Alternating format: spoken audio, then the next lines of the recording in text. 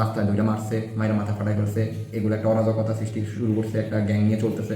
জিনিসগুলো আসলে খুবই অনাকাঙ্ক্ষিত, কারণ আমাদের সরকার পাটোয়ারি বাড়িতে এরকম কোনো গ্যাং বা এরকম কোনো ধরনের কালচার আমাদের মধ্যে কি চাঁদা চাইছি ইয়ের যে আবার কি কি আর কথা কিছু এগুলো করলো দেখলাম। তারপরে এখন মারামারি হয়েছে মোবাইলের কি ডাইভার্ট হয়ে গেছে কেমনে এটা নিয়ে হেরা হামলা করছে লোকজন নিয়ে, এখন মামলা করছে আমি নাকি চাঁদা চাইছি। আসসালামু আলাইকুম, আমি সাইদ মাহমুদ, সরকার পাটোয়ারি বাড়ি। আসলে আপনার যে ঘটনাটা উল্লেখ করা হয়েছে এটা গত 2 মাস আগের ঘটনা। এটা আপনার হয়েছে যে একটা কল, আমাদের কাকা হয় রিপন হোসেন, ওনার কলটা ডাইভার্ট হয়ে গেছে আমাদের বাড়িরই একটা, আমাদের আরেকটা চাচাতো বোন হয়, ওর নাম হচ্ছে ফারজান আক্তার লাগু, আমাদের হারুন আঙ্কেলের মেয়ে। তো ওনার ফোনের মধ্যে কলটা ডাইভার্ট হয়ে গেছে। কলটা ডাইভার্ট হয়ে যাওয়ার কারণে আমরা যখন রিফন্ডে কল দিতাম, কলটা লাভের ফোনে চলে যেত।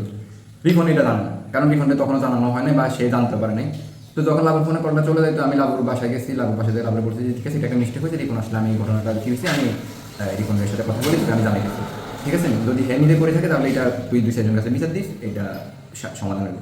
আচ্ছা ভাই ঠিক আছে আমি জানি।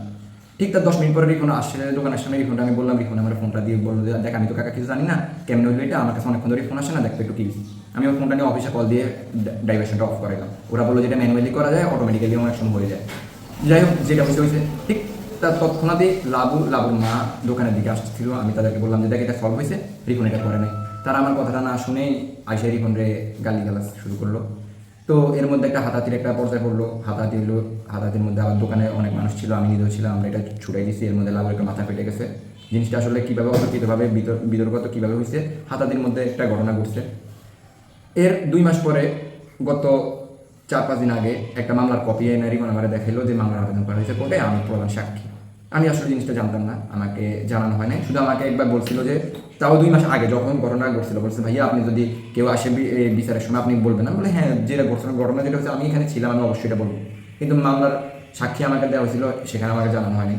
কিন্তু এখন দেখতেছি কি বিভিন্ন রাজনৈতিক পোস্ট আজকে 2 মাস পরে এসে বিভিন্ন রাজনৈতিক আওয়ামী লীগের বিভিন্ন পেজ থেকে একটা গুজব ছড়াচ্ছে যে এলাকার মধ্যে চাঁদাবাজি করতেছে রিপন হোসেন, চাঁদার টাকা চাওয়া হয়েছে, চাঁদার টাকা না দেওয়ার কারণে তার স্বর্ণগয়না লুট করে নেওয়া হয়েছে, তার রাস্তায় দুইটা মারছে, মায়ের মাথা ফাটাই ফেলছে, এগুলো একটা অরাজকতা সৃষ্টি শুরু করছে, একটা গ্যাং নিয়ে চলতেছে। জিনিসগুলো আসলে খুবই অনাকাঙ্ক্ষিত, কারণ আমাদের সরকার পাটোয়ারি বাড়িতে এরকম কোনো গ্যাং বা এরকম কোনো ধরনের কালচার আমাদের মধ্যে নাই। আমরা সুস্থ রাজনীতির পক্ষে বিশ্বাস করি, সুস্থ রাজনীতি করে আসতেছি। এগুলো হচ্ছে একটা রাজনৈতিক অপপ্রচার, বিএনপিকে ছোটো করার জন্য, স্বেচ্ছাসেবক দলকে ছোটো করার জন্য, সরকার পাটোয়ারির মানুষকে ছোটো করার জন্য, রিপন হোসেনকে ছোটো করার জন্য, আমাদের যারা সিনিয়র নেতা আছে, যেমন আমাদের ব্যারিস্টার মাহবুদ্দিন খোকন সাহেবের সাথে ছবি দিয়ে, মাসুদুর রহমান ভাইয়ের সাথে ছবি দিয়ে, দিদার হোসেন ভাইয়ের সাথে ছবি দিয়ে এই যে ধরনের আপনার প্রচারণাগুলো চালানো হচ্ছে, তাদেরও সম্মান অক্ষুণ্ণ হচ্ছে। কারণ তারা একটা ছোটো ভাইকে বড় করে একটা রাজনৈতিক পর্যায়ে নিয়ে আসে, তাদের ওই ক্যাপাবিলিটি আছে বিধায়। কিন্তু যখন তাদেরকে ছোটো করা হয়, হেয় করা হয়, তখন জিনিসটা অন্যদিকে চলে যায়। ছোটো একটা ঘটনাকে তারা এখন রাজনৈতিক পর্যায়ে নিয়ে গেছে, এক হিসেবে একটা পুরো একটা ইউনিয়নের বিএনপির মান ক্ষুণ্ণ করার জন্য। আসসালামু আলাইকুম, আমার নাম মোহাম্মদ রিপন হোসেন। আমার বাড়ি হলো সরকামতা পাটোয়ারি বাড়ি। আমি 9 নং ডাউট ইউনিয়ন বিএনপি স্বেচ্ছাসেবক দলের সদস্য সচিব।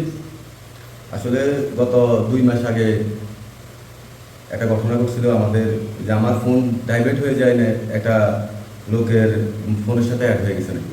বিভিন্ন লোক আমার ফোন দিতে হেরকাতে গেছে। তো আমি এই এলাকাতে আসছি, আসার পরে আমার ছোটো ভাইগুলো করতেছে তাদেরকে মোবাইলটা দিয়েছি দেখতে কী হয়েছে। তারপরে এরা ধরে ঠিক করতেছে এখানে শেষ। সন্ধ্যাবেলা এই মেয়েটা কিছু লোকজন তার বাপ মাকে নিয়ে অতর্কিতভাবে আমাকে হামলা করছে। আমাদের যে এখানে দোকানের সামনে অনেকই লোক ছিল, সবাই মিলে ইয়ে করে দিছে। দেওয়ার পরে আবার গ্রামে সিনিয়র মুরব্বীরা বড় ভাইরা মিলে মিট করে দিচ্ছে। এখন 1.5 মাস 2 মাস পরে আবার আমার বিরুদ্ধে একটা করে মামলার জন্য আবেদন করেছে। আবেদন করার পরে আমি এটা দেখছি। কি উল্লেখ করছে? জি, মামলাতে কি উল্লেখ করছে? আমি নাকি ওই যে কি চাঁদা চাইছি ইয়ের ওই যে আবার কি কি আর কথা কিছু এগুলো করলো দেখলাম।